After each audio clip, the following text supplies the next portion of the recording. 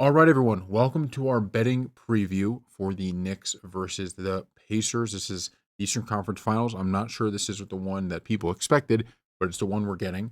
And I do think that's pretty cool. I think it's interesting to see kind of, two teams. I mean, last year, the Pacers I don't think it's crazy that that either one of these teams are in it. I think it's crazy that both these teams are facing each other. So let's get right into the odds preview. So we got the Knicks versus the Pacers. Knicks minus 140 and the Pacers at plus 120. As you could see, the Knicks are just slightly favored. If we go over to the series spread, as you could tell, minus 1.5 is plus 150. So they're expecting this series to go 6 or 7, right? That's what this kind of tells me, right? They expect this to go 6 or 7. Obviously, the Pacers, this is kind of the best odd bet you're going to get is right here with the Pacers minus 2.5. But that's something that I don't think anybody is expecting. So now we go to total games. And so under 5.5 games is plus 145 and over 5.5 is minus 175. So what is this telling us? 6 or 7 games is what they're expecting. Bottom line, right? That's what that is telling us. You go to correct score, Knicks 4-3, Knicks 4-2. And it's kind of a weird thing when you're looking at this type of odds because what you see is okay, they're expecting basically it's kind of weird how you have the plus Knicks in 5 is less than the Knicks in 6. A little bit weird, but that's probably the home, away difference. So you could see that exact outcome. Wow, okay, this is pretty nuts. You're just predicting. Yeah, I don't think too many people are going to be doing that bet. Exact games. So what are we seeing here, right? The best odds are 6 or 7, right? They're identical. 5, interestingly enough, is also in there. Knicks to win game 1, Knicks series, and also win the series is plus 110. The Pacers to win game 1 and the Knicks to pull it out is the best odds. Buzzer beater is plus 4,000. Um, this is OKC. Okay, so it's plus 2,000. And this one, I was going to say, I think that's pretty, um, yeah, I think this is the right odds. Let's see, comeback series.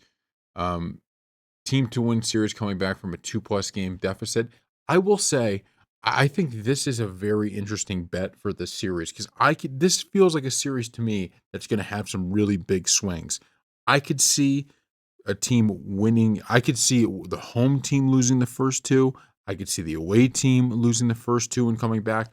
I don't actually hate this bet. I think either one of these teams could actually come down from a 2-0 deficit. I could also see teams, winning one and then kind of going back and forth the whole time. Total overtime games 0, 1, 2 or more. I like this right here. I like this 2 or more. I think there's going to be a lot of. I think this is going to be about as close as you can get of a series. Comeback wins. We saw the Knicks come back twice against the Celtics. I don't know. It's a little bit tough to see that in this one. I think the teams are going to keep this very close. There may be blowouts. I don't know if I'm going to see comebacks. Um, Series correct score after game 3. Okay, so that's all we need to be looking at for that. Let's see. These are player props. Oh no, we're okay. That's so series leader total points. So Brunson is the leader on that. Karl Anthony Towns plus 340. I mean, Tyrese Halliburton being the leader in points at plus 2,000. I don't think that's the worst bet in the world, to be completely honest with you. I don't, obviously, Brunson is the big scorer, but the argument's going to be is can they find a way? This is something the Celtics, they kind of tried to do it. I don't think they did it all that successfully, but can you get the ball out of Brunson's hands, right? Can you make him so he's not as productive of a scorer? If there's going to be one guy that might be able to fill that void, it could be Tyrese Halliburton. It could also be a Pascal Siakam. I don't hate Karl Anthony Towns either. Like I said, if they're fixating on Brunson, we may see some stuff. But Brunson, obviously, he's minus 500 for a reason, right? He is by far, that number one scoring option on both these teams. So I completely understand why they do that. All right, threes leader, Halliburton, Brunson, OG, Neesmith, Bridges, Towns, Turner, Nemhard, Siakam, and Miles McBride. This one's a little bit less of a runaway, but the problem is going to still be is that so if Halliburton is going to be taking a bunch of threes. He's going to be the number one option. You may have OG have a few good games, but is he going to be able to keep up with Halliburton? Probably going to be pretty tough, right? Okay, so go to rebounds here. Josh Hart, Mitchell Robinson, Pascal Siakam, OG, and Miles Turner. Towns is the heavy favorite in that. I don't even know what to kind of get into with this one. I mean, I think it's kind of weird because especially you watch a lot of these teams, the kind of number one, that one dominant rebounder isn't quite as, like back in the day, you had a lot of guys that they were just like, all right, this guy's their big rebounder. I feel like if Mitchell Robinson and Towns were getting kind of the same minutes, right? Maybe Mitchell Robinson could do it. If Hart, we've seen him have some great rebounding games, so it's kind of all about matchups. Uh, -1, -900. I don't know. I mean, certainly Towns is there, because he has the minutes, he has the height, he has all of that. But I don't know. -900 seems like pretty big. They're really favoring him there. And assists, that one's going to Halliburton. I think probably that one is going to be the case just because Brunson is going to be looking to score a little bit more, and everybody else here, I just don't see them outdoing Halliburton, right? Because once again, it's about he's going to be controlling the ball so much. Okay, so let's start talking about the series now, and no longer looking at the odds. It's one of those things that I'm actually a little bit nervous, even to kind of agree with the consensus, right? The consensus is that this is going to be a series that is going the distance, right? It's going to go 6, it's going to go 7, it's going to be highly competitive. That's what kind of the view of it is. And that makes me a little bit scared because everybody kind of thinks that, right? Everybody has kind of had this series propped up in that way. And the scary part is that you had two teams, okay? Both of these teams dismantled the top seeds in the East. So you had the Pacers, who took out the 1 seed in the Cleveland Cavaliers, and you had the Knicks take out the Boston Celtics. So both of those teams took out the top seeds in the East. In both cases, on the side of the Cavs and on the side of the Celtics, there were injury problems, but that's not taking away from what the Pacers did or what the Knicks did. And I know Tatum got hurt in, late in game 3. I completely or late in game 4. I completely understand that. But I also think even though Porzingis was playing, he clearly was not at 100%. We now know Jaylen Brown had injury problems, so I'm not taking anything away from the Knicks. They won and they deserved it. But let's just keep in mind that the Celtics also had those injury problems. So we have two teams that took on the top teams, but those teams were not at 100%. So we don't know yet, right? Both of those wins may have occurred if both teams were fully healthy.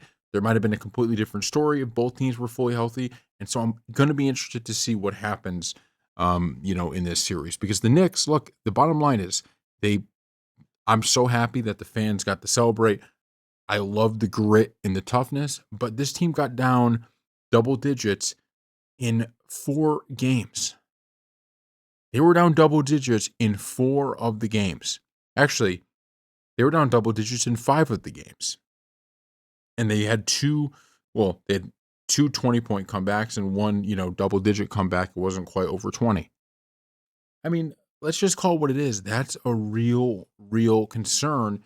If you get down against this Pacers team, there's no guarantee you're going to be able to make that run and come back. So I like a lot of what the Knicks do. I like their grit. I like their tenacity. I think there's no question they can win this series, but they have to nip that in the butt. They cannot have that problem. On the Pacers side, this is a team that has to be ready to deal with a Knicks team that has weapons coming at you from anywhere. This is one thing when I was really watching the Celtics series, this was one thing that I looked at and I said, man, I think a lot of people missed because they were so focused on the Celtics. There are a lot of people that missed just how talented this Knicks team is. I think the Celtics had more talent overall. Don't get me wrong. But this starting lineup, Brunson, OG, Josh Hart, Karl Anthony Towns, Mikal Bridges. I mean, that is a loaded starting lineup. The Pacers they're dealing with 5 guys that could play. This is not a team, as much as Brunson is their leading scorer, as much as Brunson is their, closer, he is not the engine that needs to be pumping the entirety of the game for them to win. It's just not the case. Now, he's their closer. Don't get me wrong. And he is their leading scorer by a long shot. But as we saw in the Celtics series, they could have other guys really lift that load. In a few of those comebacks, it wasn't Brunson. I mean, in one of them, I think it was basically really driven by Brunson to start. But in some of the other comebacks, it was actually other players that come in, made a big impact, and then Brunson kind of finished the deal. The Pacers have to be ready to deal with that. So there might be concerns with the Knicks. That same concern you could put on the Pacers, right? This is going to be a battle, and it's going to be a test of which team's will is imposed on the other one. Whose brand of basketball is going to win out. The Pacers are going to have to play some defense. The Knicks, I think, they're kind of viewed because they have Tom Thibodeau as a coach and all of this. They're kind of viewed as, well, it's all grit. No. They're a team that could score, right? This is an offensive team too. They play defense, but they can also score the basketball. So my prediction on this series is I do think the Knicks win it. I do think it goes 7 games, but I hate predicting it because it feels like the consensus 110%. It's the consensus, and I hate that because that means that it probably is not going to be right. It might be a 5 point. It might be a 4-1 on either Knicks winning that or the Pacers winning that. I really truly believe that it will go 7, but I'm seeing it already. Right, this is just something crazy. So thank you all for watching, and stay tuned for more coverage.